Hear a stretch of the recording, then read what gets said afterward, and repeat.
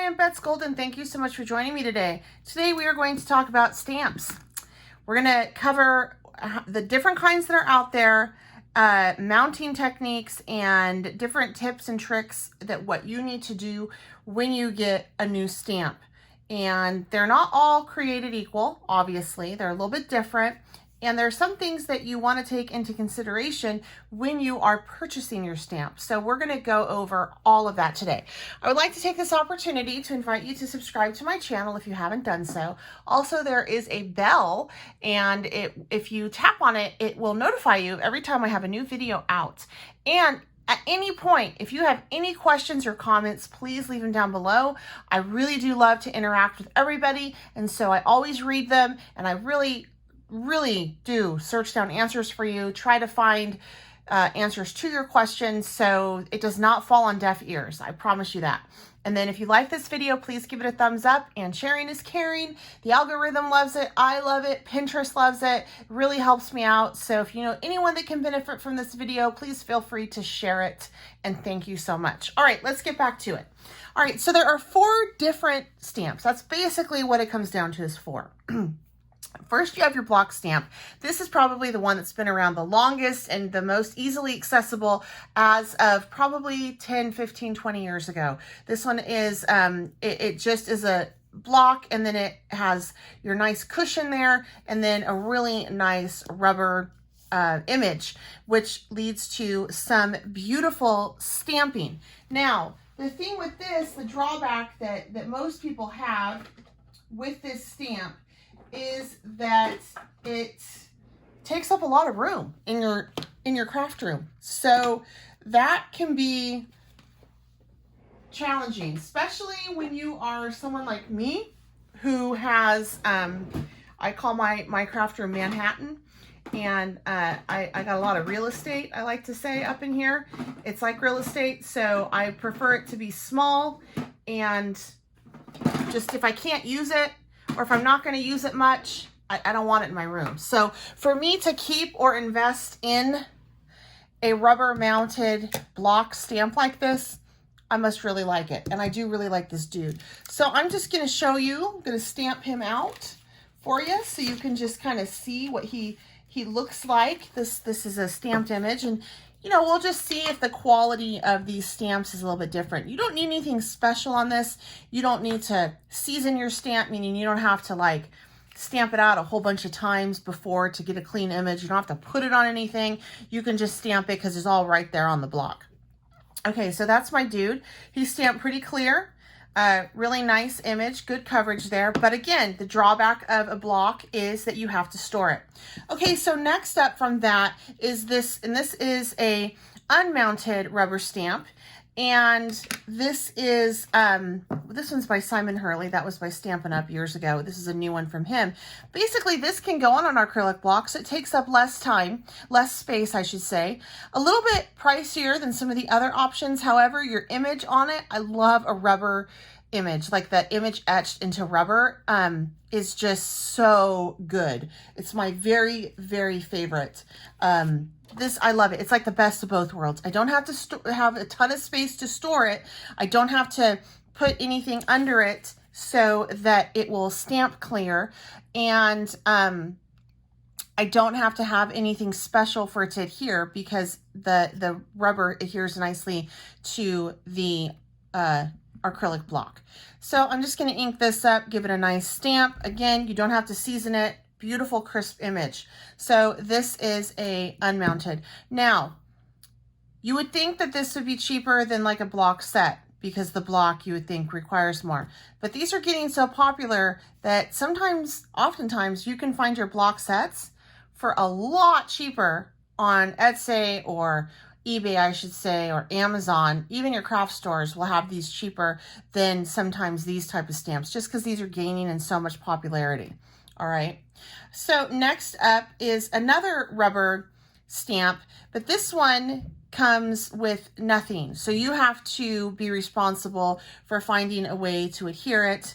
And also there's no cushioning on it, so you will not always get a clear image. A lot of people do not know what to do with these. So I'm going to show you. So if you can see, if I take this it doesn't stick, okay? And that's super important for it to stick. So what do? Well, first you want to have a couple blocks that have something like this product on it. This is Tack and Peel. I got mine from Viva Las Vegas Stamps, okay? Now I got to tell you, I'm not affiliated with them, but Viva Las Vegas Stamps actually has the option for a stamp like this. You can get it, this is the cheapest one. It's 40% off of retail value. So you can get it like this, or you can get it with a cushion, or you can get it on the block, and the block is the most expensive. I always like to buy my stamps from them like this, and then I just take and cover different size blocks, a couple of acrylic blocks with a Tack and Peel. I think that this is like, yeah, $9. You can get a sheet like this, and this can cover a 4 by 6.5 pad. So this is one that's relatively clean, and you can keep the film on it if you'd like, and it's great. So you just take this and you put it here. Now the thing with this is what they say also. If you notice, it says no cushion needed. Now we're going to talk about why a cushion is important when I go over the clear stamps, but no cushion is needed. So because there is a slight cushion to this. So let's just see if that's true. I usually do put something under it, and I'll talk about that in just a moment. So I'm just going to ink up this cute little dinosaur. Is this a dinosaur? Dragon. I can talk. And then just stamp him out like so. Now if I get a clear image, then I know that no cushion's needed. So I think that there is a cushion that's needed because look at that. His little muzzle didn't get all the way stamped out. We'll talk about that in just a minute. Okay, so this is the other option. This is the most economical way to do your rubber stamps, your rubber etch stamps, okay? And there is a way to make sure that you still get a clean image like you do with these two stamps that have cushion, and we're going to go over that in just a second. I did want to show you, this is a Tack and Peel that I have had for 20 years. It's dirty, as you can tell, but they're super easy to clean. You just have to run it under some cool water with some soap, rinse it off, let it air dry, and it sticks. This is still sticky. Like, I can take this and put this on here and it still sticks. Okay, like it's still sticky. Okay, like it still works. So you don't necessarily, I don't always keep a film on them. I lost this one and that's why I don't have one, but it still works. I do recommend keeping a film on them. And the beauty is, you guys, you can use, since it's an acrylic block, so I cover an acrylic block. I don't even mess with the wood blocks because I can't see through them. I can't get my placement always correct. With this, I can see through it. Plus, on the other side, you can go ahead and use your clear stamp. So this is ideal. All right, so the next step after that is probably the most popular and the cheapest to produce. Not always the cheapest to find because popularity has a lot to do with it, and that is our clear stamps. And this one is by Picket Fences. Now there is a couple tricks to this that you want to keep in mind. I never recommend using the cling on this Tack and Peel because you can actually get it stuck and tear your stamp trying to get it off. So never ever use Tack and Peel covered blocks with your clear. You want to just strictly use an acrylic block.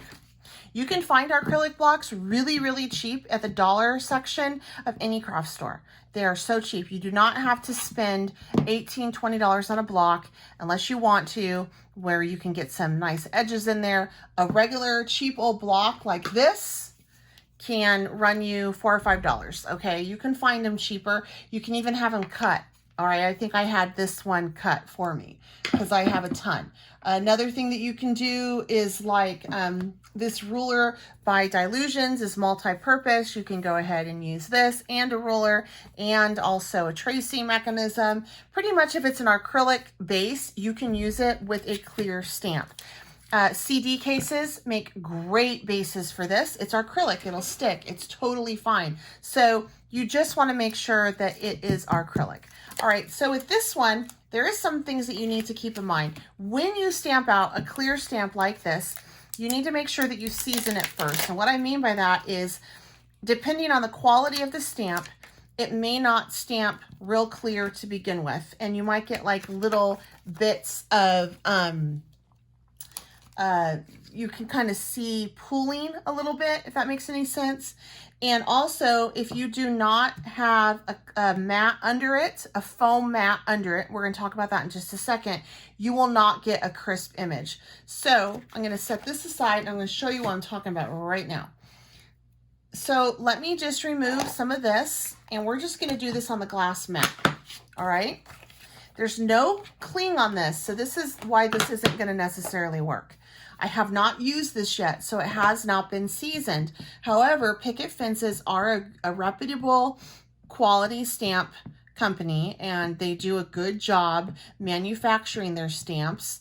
They're all legal, which is important, and they're just a good stamp company. But do you notice how it's already starting to pool in some areas and whatnot? So I haven't seasoned this yet. Now that is a very, very good crisp image. I have never had a stamp that crisp the first time and on a hard surface. Usually sections of the stamp will be missing, but this speaks very, very highly of Picket Fences, that they are able to produce such a good quality stamp. So let me show you how you can, what you should use when you are stamping with clear stamps. There is a foam pad, I believe, that Darius makes. It's this big one. It's huge. And it's a burgundy one, and it's nice and thick. And I think it's like $12. What I do is I have bought two. I bought one that I just cut down to a couple different sizes so I can take it with me, because this is quite cumbersome. This is probably, I believe this is like 20 inches by 11.5. So this is a huge one. The other thing that you can do, which is even more economical, go over to your kids section of your craft and just buy foam sheets. This is $1, you guys, $1, and it works just as well with your stamped image. So even though that worked, I'm going to go ahead and just stamp it out on this. This is all you need. This is it right here, $1 at the most at your craft store. You do not need an expensive foam mat. There's no need for that. Save your money and buy it. Spend that money on something else. Okay, so there you go. So it provides that cushion, because see, with this stamp, you have the cushion back here that's included in the stamp, and there has to be some cushioning in your stamp usually to get a really nice crisp image. This was a freak. That should have not happened, which I noted because Picket Fences they just proved to me that they make phenomenal stamps. But there's no cushion on this, see, so you have to provide a cushion. The only way to do that is with a foam bottom, and I highly recommend your $1 foam pads. You can get them even smaller. This is a rather large one. I don't know why I got such a big one. I never stamp anything this huge. You can get it even smaller. You can do 8.5 by 11, and I think those are 79 cents or $1 to $1.29. I think this one was $1.99. $1.99, same size as that burgundy one that I just showed you, for like literally 10% of the cost. So I recommend this. The other thing that I want to tell you that you may not know about, because stamp companies for some reason are not real forthcoming with it, is, for example, Close to My Heart. Okay, this isn't just the only stamp company that does this. You open up Close to My Heart and you find, you know, you're stamped, and then you find this sheet. Most people throw this away. Don't throw this away. This is your cushioning for your stamp. It's so convenient because it all fits in here. Plus, if you go somewhere, and let's say that I'm taking, you know, my Picket Fence stamp set and this stamp set and something else, since this is in with my Close to My Heart stamp set, I can totally just take this, and I have foam sheets that'll work for all of them. This is meant to be stamped on and provide that cushioning. So it is meant to go ahead and just, you know, take off whatever. I'm just going to use something right here. Okay. Put this on here like so. That is what that's for. is to provide that cushioning. And there you go. You get a clean image every single time. So never ever throw this away. That's not trash. They didn't do that to make it look pretty. They did it so that you have something to stamp on. All right. What else can I tell you about stamping? Yeah, I think that is the basics for this. My preferred, my very, very favorite. It's hard for me to pick. I really like close to my heart ones because they come in this envelope.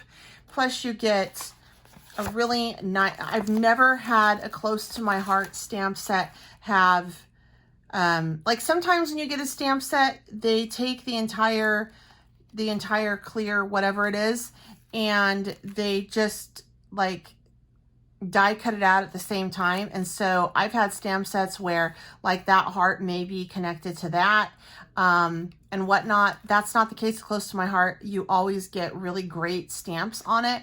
Plus you get this little foam and an envelope to store it in, which is super nice. So I really enjoy these stamps because I know that they're quality and I know that I can store them easily.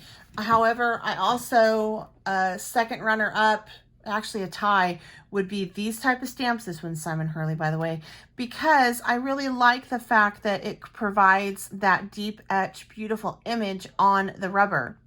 There's something about stamping a rubber stamp that just doesn't compare to anything else out there. I also like that the cling foam is back there too. So this one is my second favorite. And then lastly, if I'm looking for cute images but don't want to spend a lot, I do go to Viva Las Vegas Stamps. A lot of Viva Las Stamps is the name of it. And I do purchase these because this was like $3. And if I were to put it on a block, I think the block was like $9. So I do enjoy getting these, but you also have to think, you know, you're going to have to get a tack and peel. I know some people use temporary adhesive on the back of it and use it, but that can get costly too. Plus, temporary adhesive doesn't always work. So something to think of. And then last but not least, I no longer purchase block sets. I don't have the storage for them, and I only have kept the ones that I really, really like. So I hope that you found this video helpful. I hope that it's given you some different ideas and maybe some knowledge that you didn't know about stamps before. And I also hope that it saves you a couple dollars. I'm telling you, if you like clear, and I highly recommend clear, $1 at $1.29 at the craft store kids section, just a foam sheet. That's all you need to stamp with.